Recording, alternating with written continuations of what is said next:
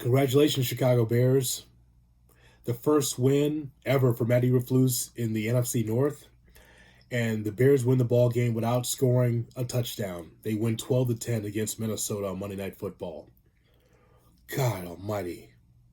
I just, if I'm some of the players and I see Luke Getsy in the locker room trying to celebrate with the team, I'd say, hey, coach, put your arms down. What the hell did you do as an offensive play caller? What did you do?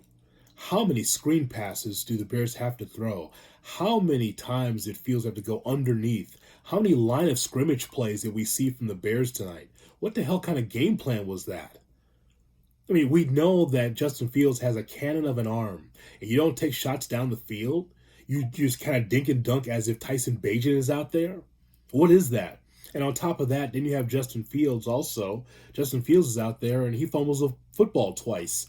So he's got, again, no handles and no value of the football. This is a game where the defense came to play, and boy, they were opportunistic. They were swarming. I couldn't have been happier for the Bears defense and how they played.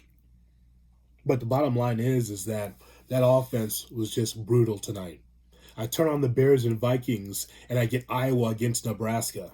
That's not what I turned on the TV for. I want to see some good football, and I saw two tremendous defensive efforts. There's no question about that.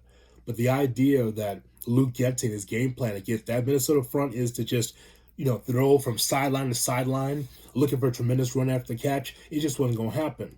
I just don't understand that game plan. Justin Fields has a big enough arm to get it down the field.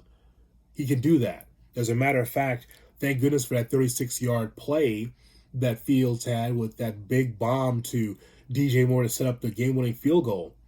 I mean, I will not believe that nobody was open all night. All night, nobody was open to be able to get the ball down the field. Yes, Justin Fields was able to get out of trouble some and get it to Kmet and get it to some of his receivers. But again, compare the Bears and Vikings on Monday night to, say, the Bills and the Eagles or some of the other upper echelon games in the NFL. It's like night and day. It's like the freshman game or the varsity game. And the Bears in that equation would be the freshman game. I mean, Joshua Dobbs kept turning the ball over, the quarterback from Minnesota, time and time again. And thank goodness for that defense, because the defense was opportunistic, whether it was the defensive line getting after Dobbs by getting sacks, from the secondary, from Johnson and Brisker. Those guys were swarming. Hats off to that defense, because they kept the Bears in the ball game. They put them in a position to win.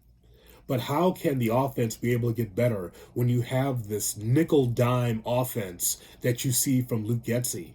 That's the game plan, just to keep it tight at the line of scrimmage? That's the game plan? You're not going to open up and try to be able to get the ball down the field?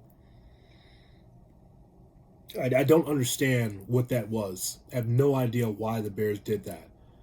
And again, this was an opportunity for Minnesota to win that ball game. They don't turn the ball over as much. Maybe they win the game. But the Bears find a way to win the ball game. So I'll be talking about it on Cap and J Hood on Tuesday morning on ESPN 1000 and on the ESPN Chicago app. And of course, give me your comments below. What did you think of the Monday night effort for the Bears?